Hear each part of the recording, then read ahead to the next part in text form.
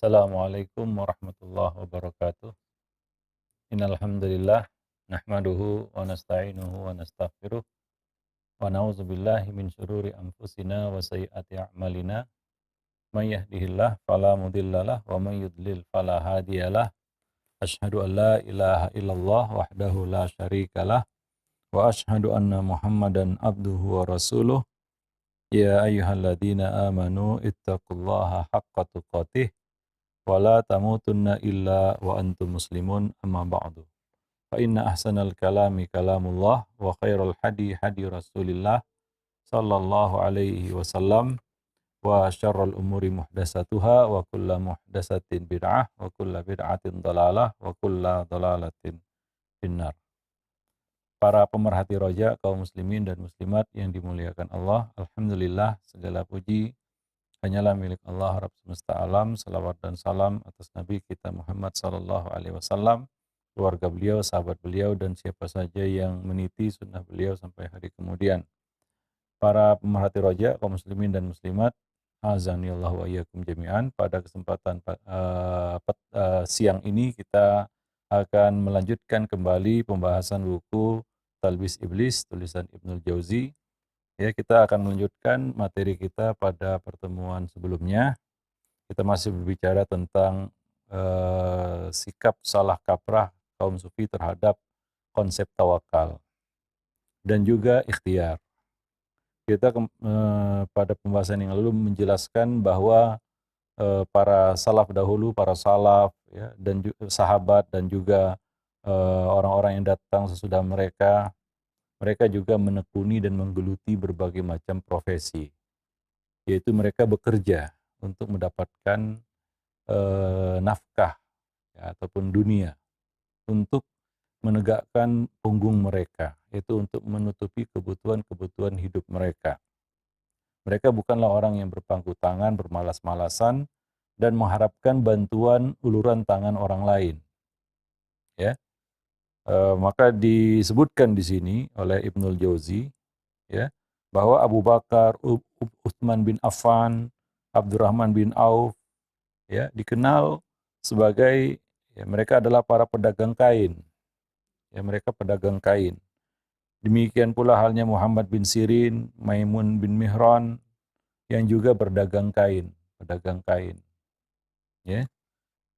Demikian pula Az-Zubair bin Awam, Amr bin As, Amir bin Quraiz, mereka adalah pedagang kain. Ya, sutra dicampur dengan wol.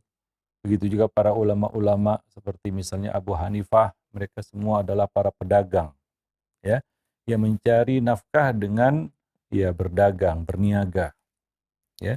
Demikian pula Sa'ad bin Abi Waqqas, ia berprofesi sebagai pembuat anak panah, ya, membuat anak panah.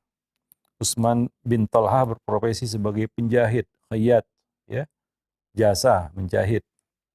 Ya, demikian pula para tabi'in serta generasi salaf berikutnya, mereka bekerja dan menyuruh orang untuk bekerja, ya, yaitu menggeluti profesi ataupun ya melakukan sesuatu untuk mencari nafkah. Seperti kata Nabi, ya, seandainya seorang itu membawa seutas kayu, seutas tali, lalu dia pergi ke hutan mencari kayu bakar, lalu dia kumpulkan, lalu dia bawa ke pasar untuk dia jual, maka itu lebih baik daripada dia meminta-minta kepada manusia, mengemis, diberi maupun tidak diberi. Ya. Diriwayatkan dari Amr bin Maimun dari ayahnya, ia berkata, Abu Bakar diangkat sebagai khalifah. Lalu ia diberi gaji 2.000 dirham. Abu Bakar berkata, tambahkanlah ya gaji itu karena aku punya keluarga. Kalian telah membuatku sibuk hingga aku tidak bisa berdagang. Lalu para sahabat kemudian memberinya tambahan 500 dirham. Ya, yaitu ya mereka mencari dunia juga seperti halnya kita hari ini, ya. Karena rezeki tidak turun dari langit. Harus diusahakan. Tidak bisa modal doa atau modal kesolehan, ya kurang soleh apa mereka, lalu rezeki itu datang sendiri kepada kita. Kalau demikian adanya, maka para nabi Ya, mereka tidak akan berusaha dan bekerja. Kita tahu bahwa para nabi juga bekerja dan berusaha. Mereka punya pekerjaan-pekerjaan yang mereka geluti. Nabi pernah menggembalakan kambing milik penduduk Mekah. Nabi pernah menjadi membuka jasa titipan, ya, menerima titipan, ya, harta benda orang-orang Quraisy, ya. Nah, demikian, ya. Jadi para nabi juga berusaha, tapi tidak demikian halnya menurut pandangan kaum sufi. Ibnu Jauzi mengatakan, apabila seseorang bertanya kepada kaum sufi atau berkata kepada seorang sufi, dari mana aku memberi makan keluargaku? Mereka akan berkata, ya, kamu telah berbuat syirik, ya, kamu telah berbuat syirik. Syirik itu menurut mereka. Ya, nah demikian. Andaikan mereka ditanya tentang orang yang keluar rumah untuk berdagang, niscaya mereka akan berkomentar, dia bukan orang yang bertawakal. Dia adalah orang yang tidak yakin.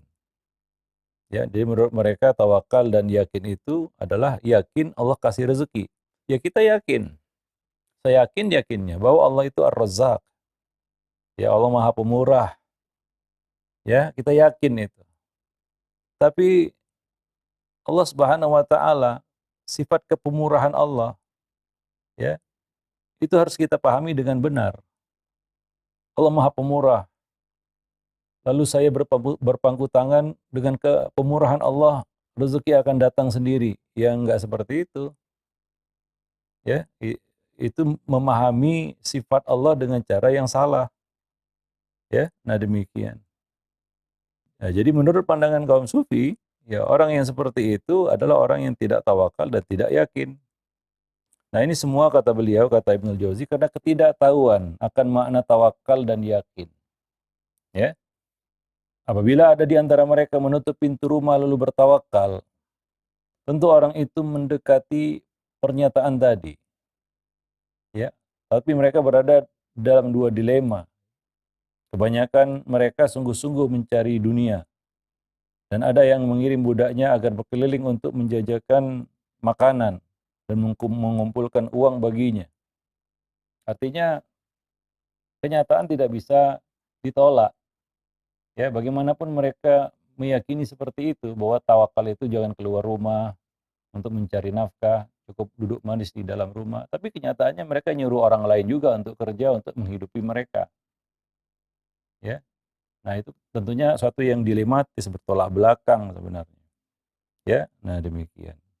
Nah, sebagian dari mereka ada yang suka duduk-duduk, ya, ya, di majelis-majelis dengan penampilan seperti orang-orang miskin, ya. Nah, kemudian, ya, demi agar orang-orang datang bersedekah kepada mereka atau membantu mereka. Nah, demikian. Maka Said Ibnul Musayyib mengatakan, siapa yang selalu ada di masjid tidak bekerja dan hanya mengharap pemberian orang lain, berarti dia telah meminta-minta secara paksa. Yaitu orang yang mulhif, ya, yang yas'alunan nasa ilhafa. Orang yang meminta-minta dengan paksa, yaitu ada dua pengertian di sini, orang yang punya tapi tetap meminta, dan orang yang tidak mau bekerja tapi memaksa untuk meminta. Ya, itu orang yang mulhif. Nah, demikian. Ya, maka para salaf dahulu, ya, memerintahkan, ya, murid-murid mereka dan kaum muslimin agar bekerja keras. Ya, tidak ada yang mendorong seorang itu, ya, berpangku tangan dengan modal tawakal, yaitu berlindung di balik, ya, kita katakan istilah tawakal, ya, atau yakin, melainkan penyakit malas yang dideritanya. Ya, sebenarnya mereka sedang terkena virus malas, tapi mereka berselubung di balik, ya, kata-kata ini adalah tawakal, ini adalah yakin. Yang sebenarnya hakikatnya tawakal dan yakin itu bukan seperti itu. Ya, nah demikian. Kita meyakini Allah itu Razzaq, tapi kita juga yakin bahwa Allah memberi rezeki itu dengan sebab. bukan tanpa sebab. Ya, ada jalan-jalan rezeki yang Allah perintahkan ya agar manusia berjalan di muka bumi mencari ridha Allah Subhanahu wa taala. Ya, dan mereka adalah orang-orang yang yakin bahwa Allah itu Ar-Razzaq, yang Maha memberi rezeki. Ibnu Jauzi mengatakan, para salaf melarang bersikap tawakal saja dan memerintahkan agar bekerja dan berusaha. Umar bin Khattab mengatakan, wahai orang-orang fakir, tegakkanlah kepala kalian. Jalanan kita sudah jelas, maka berlomba-lombalah kalian dalam kebaikan. Jangan menjadi beban kaum muslimin. Ya. Coba lihat potongan terakhir dari perkataan Umar bin Khattab ini. Jangan menjadi beban bagi kaum muslimin. Ya, ketika orang itu minta-minta ke sana kemari mengemis, itu jadi beban bagi kaum muslimin. Kadang-kadang serba salah, dibantu salah, nggak dibantu salah. Ya, ya, memberi peminta-minta itu tidak dibenarkan juga. Mengajari dia malas, ya, ya tidak mendidik juga. Tidak dibantu, ya juga menjadi beban juga. Jadi serba salah jadinya.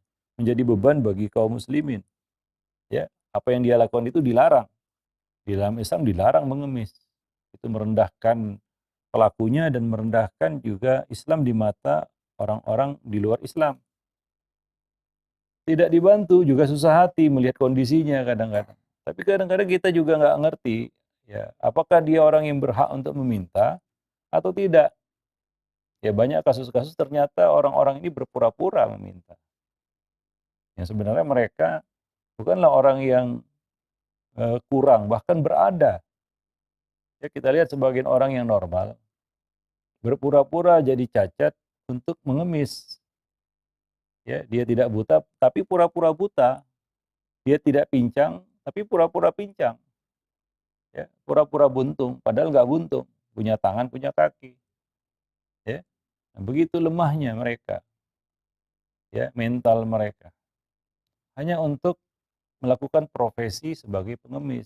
Sementara orang yang cacat saja ya tidak pura-pura ya untuk jadi orang yang bisa melihat atau tidak menjadikan ya kecacatannya itu sebagai alasan untuk meminta-minta.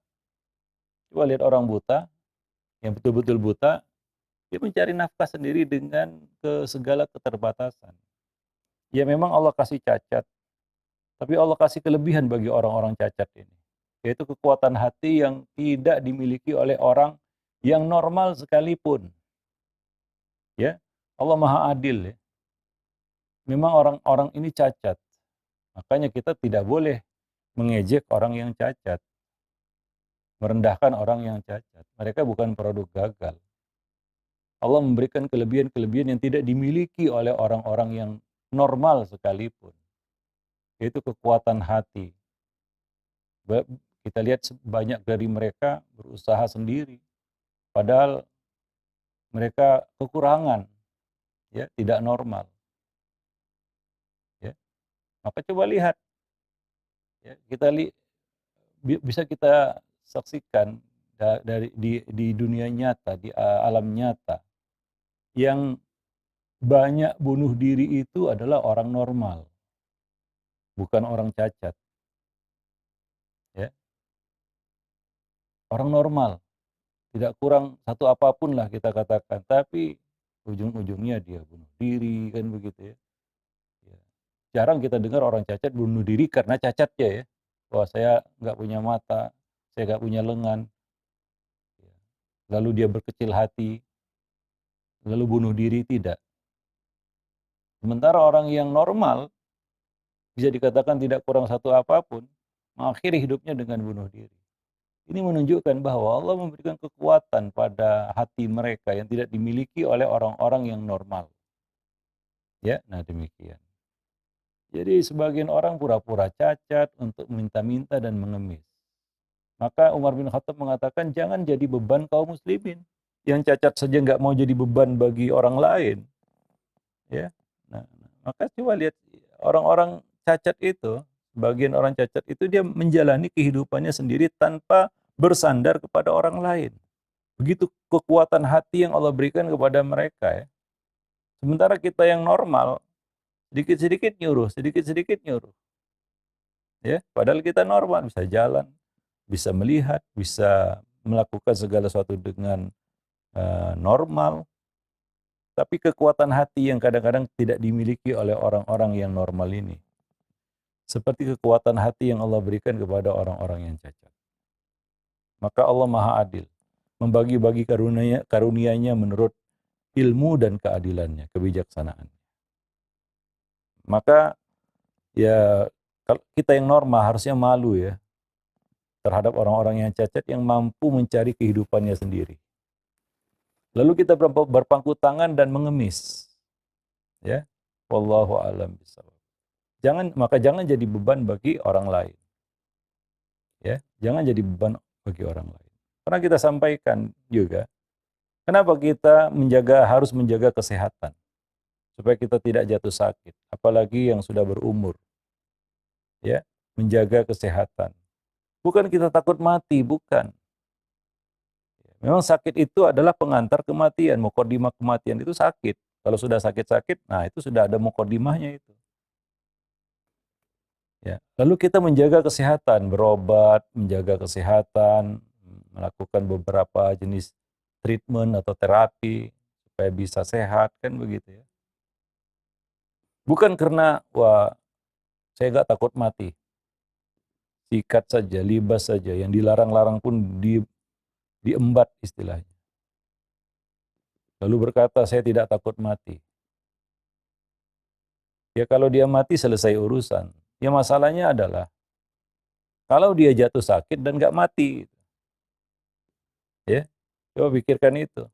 Sebagian orang ya sudah dilarang oleh dokter misalnya jangan lagi mengkonsumsi ini dan ini, tapi dia libas saja. Lalu dia mengatakan saya tidak takut mati.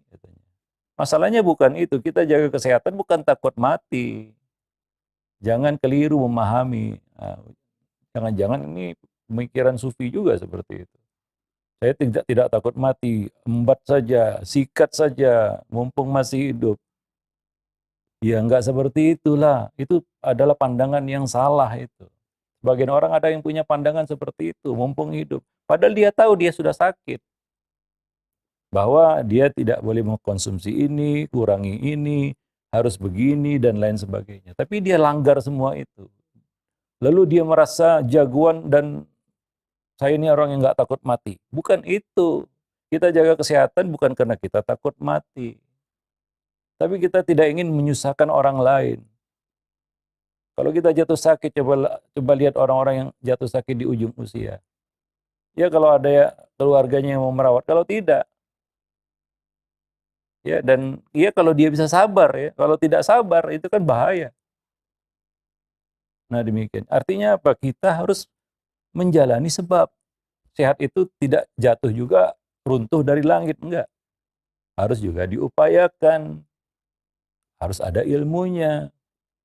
Harus berikhtiar juga untuk dapat sehat. Ya, nah demikian. Bukan karena kita takut mati, bukan. Tapi semata-mata kita jaga kesehatan agar kita bisa produktif. Satu. Yang kedua, kita tidak menjadi beban bagi orang lain nantinya, bagi kaum muslimin. Ya, coba lihat orang yang kena penyakit malas, itu kan jadi beban bagi kaum muslimin. Ya nggak usah jauh-jauh lah, di rumah kita aja kalau ada orang yang malas itu kan jadi beban bagi semua penghuni rumah lainnya. Ya. Nah, jadi beban bagi semua penghuni rumah lainnya itu dalam satu rumah itu ya. Bagaimana pula di komunitas yang lebih besar. Wallahu a'lam bishawab. Baik. Umar bin Khattab setiap kali melihat pemuda yang memikat hatinya, dia bertanya tentang pemuda itu, apakah dia punya pekerjaan? Apabila dijawab tidak, maka Umar mengatakan, runtuhlah reputasinya di mataku. Jatuhlah ya reputasinya, martabatnya di mataku. Jadi Umar melihat sisi lain ya, dari manusia, yaitu apa? Sifat mau berusaha, tidak malas. Ihris ala ma yanfa'uk, gitu. Hirs, dan tidak melemah, wala ta'jis, tidak ada ajas, dan tidak malas. Maka para pemuda, anak-anak remaja, ya sebenarnya banyak yang mereka bisa buat, tapi kadang-kadang penyakit malas inilah yang menjadi hambatan utamanya. Ya, maka Umar bin Khattab kalau melihat pemuda yang menarik hatinya, ia bertanya tentang pemuda itu. Ini ujian apa namanya terakhirnya ya, untuk apakah benar pemuda ini betul-betul mempesona dan memukau atau gimmick saja. Ya cuma tampilan lahirnya saja yang membuat terpukau gitu ya. Wah, ini kayaknya kayak pemuda yang hebat. Apa pertanyaan Umar? Apa yang ditanyakan Umar tentang pemuda itu? Apakah dia punya pekerjaan? Apa pekerjaannya? Apa kegiatannya? Kalau dikatakan nggak ada, nganggur aja sukanya, malas-malasan, mager, malas gerak, maka Umar mengatakan jatuhlah reputasinya, martabatnya di mataku. Jadi Umar suka pemuda-pemuda, remaja-remaja yang produktif, ya, yang bisa berkarya. Maka para salaf dahulu, ya, mereka berkompetisi dalam membuat, menorehkan karya, ya, menorehkan karya yang akan ditinggal mati. Ada pepatah yang sudah kita ketahui bersama, gajah mati meninggalkan gading, harimau mati meninggalkan belang, manusia mati meninggalkan nama. Yaitu apa? Prestasi, ya, apa yang ditorehkannya semasa hidupnya. Nah, maka coba kita berhitung-hitung dengan usia kita. Kira-kira saya sudah setua ini, apa yang sudah saya buat, apa yang nanti saya bakal tinggalkan, apa yang telah saya telurkan, karya yang telah saya telurkan. Kita harus berpikir ke situ, begitu ya. Nah, demikian. Jadi Umar suka pemuda yang produktif, ya, yang ada yang sesuatu yang bisa dilakukan, begitu ya. Bukan pemuda remaja yang malas-malesan.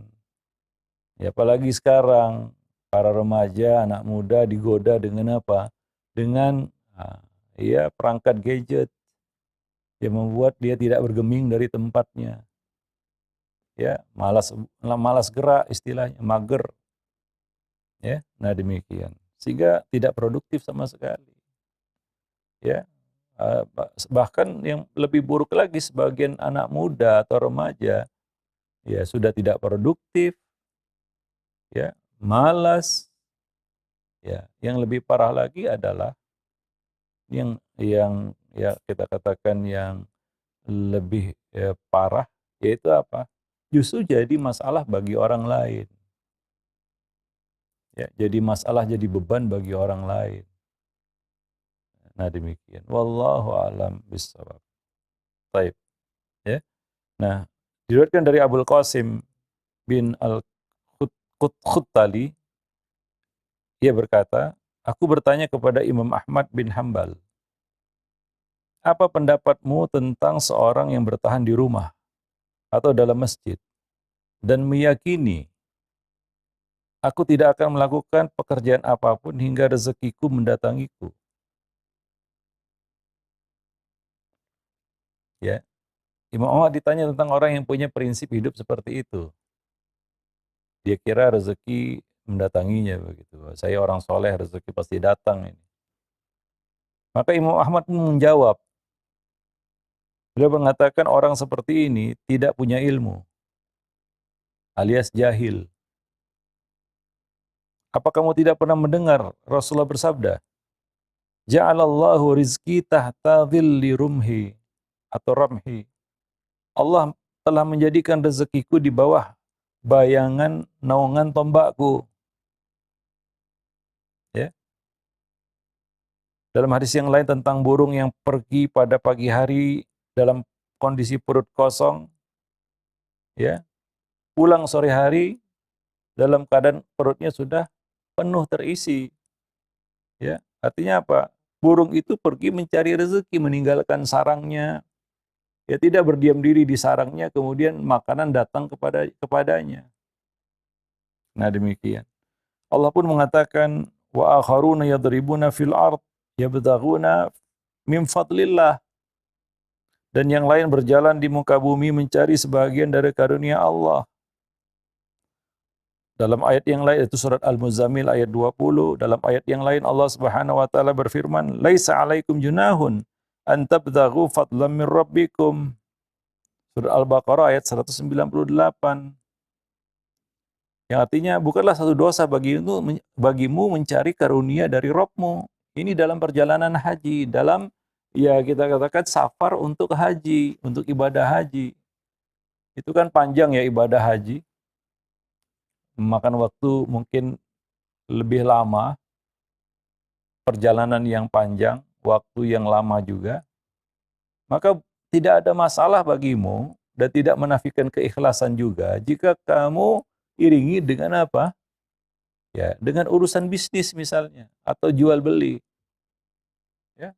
Sebagian orang pergi haji dengan membawa barang, dia jual di sana, pulang membawa barang dijual di tempatnya. Dulu para jemaah haji seperti itu.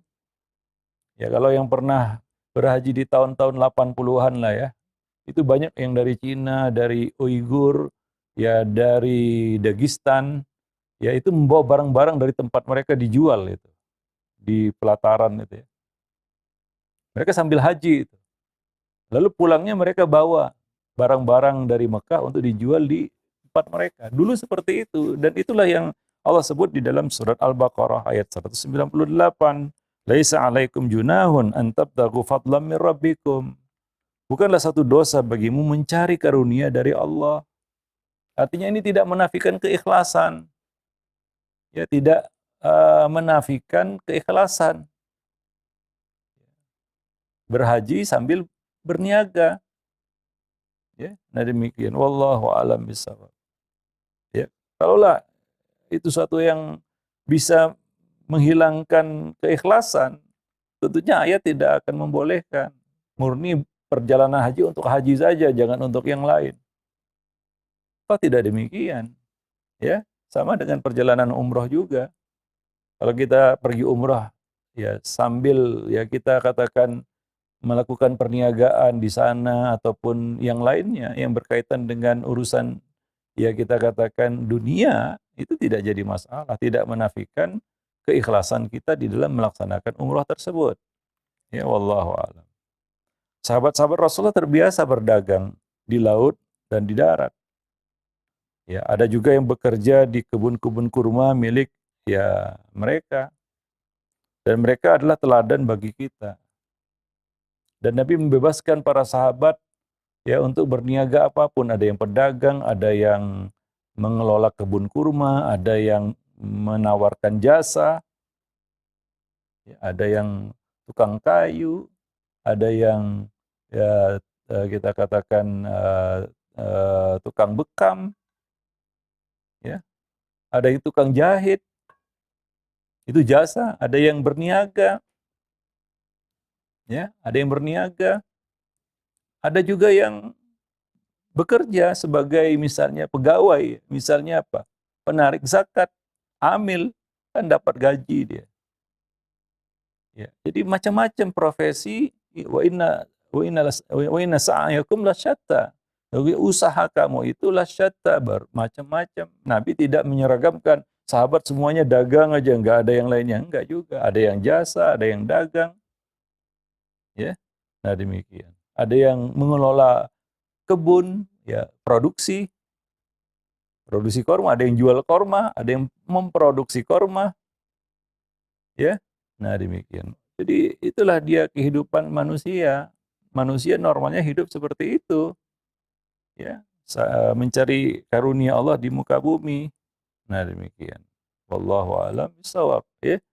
Nah, maka kuncinya di sini, maka pernah kita sampaikan juga bahwa jalan selamat dari kefakiran, yang mana Nabi berlindung dari kefakiran, ya. Kalau kita ingin selamat dari kefakiran, yaitu kemelaratan, kuncinya mudah, yaitu dua kata aja, jangan malas.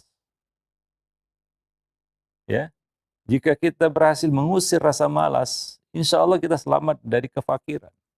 Tapi kalau sudah malas, berapa banyak pun kekayaan yang Allah berikan, ludes. Itu kalau dikasih kekayaan ya. Ya, kalau dikasih miskin tambah melarat itu. Ya, dengan penyakit malas sudah miskin malas lagi, sudah melarat malas, ya sudah lengkaplah penderitaan itu. Ya, sebagian orang ada dikasih melarat, memang nasibnya melarat mungkin. Sudah itu ditambah lagi, diperparah lagi, ya malas lagi. Maka lengkaplah penderitaannya itu. Kasih melarat dan malas. Ya, itu kadang-kadang yang bisa menjerat manusia kepada kekufuran.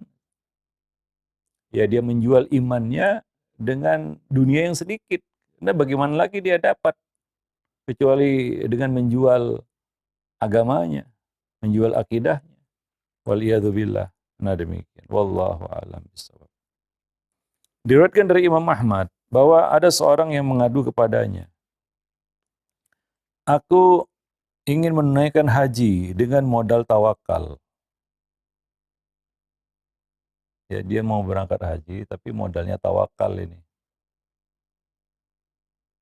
Maka Imam Ahmad menjawab, silakan kamu berangkat sendirian. Jangan ikut bersama rombongan. Ya, tidak bersama rombongan. Ya, jalan aja sendirian. Kalau kamu modalnya tawakal, jangan berangkat sama orang-orang. Kan tawakal. Orang itu menjawab, nggak mau. Maka Imam Ahmad mengatakan, berseru, berarti kamu bertawakal kepada ransel orang lain, bekal orang lain. Kalau seperti itu, kamu pergi aja tanpa bekal, modalnya tawakal, ya, ya lalu disuruh jalan sendiri nggak mau tetap bersama rombongan, artinya kamu bertawakal kepada ransel orang lain, bekal orang lain, dompet orang lain, kantong orang lain. Nah, demikian. Artinya ya tentunya perjalanan itu perlu modal lah, bukan hanya modal tawakal aja. Makanya haji itu ya, perjalanan haji atau umroh itu dibebankan atas orang yang mampu. Kalau nggak mampu ya jangan berangkat. Ya lalu dia nekat berangkat dengan modal tawakal. Itu tidak dibenarkan. Walaupun dia bisa berangkat ya dengan minta-minta, ngemis-ngemis ke sana kemari, tapi itu kan menjadi beban bagi orang lain. Ya bisa aja mungkin kantong kosong, nggak ada modal apa-apa, dia berangkat haji kan begitu ya. Tapi di sana gimana? Dia minta-minta sama orang lain, dia mengemis sama orang lain, ya. Jadi itu tidak masuk akal ya, punya pemikiran seperti itu. Ya, itu sebuah kedunguan ya. Ya, itu kekeliruan berpikir itu seperti itu. Maka Imam Ahmad mengatakan kepada orang itu, berarti kamu bertawakal kepada kantong orang lain itu. Ya, nah demikian. Abu Bakar Al-Marwazi mengabarkan, aku berkata kepada Abu Abdullah, mereka yang mengaku-ngaku bertawakal itu mengatakan, kami duduk diam, rezeki kami ditanggung Allah. Maka Abu Abdullah itu, Imam Ahmad pun menanggapi, beliau mengatakan, itu kata-kata yang tercela.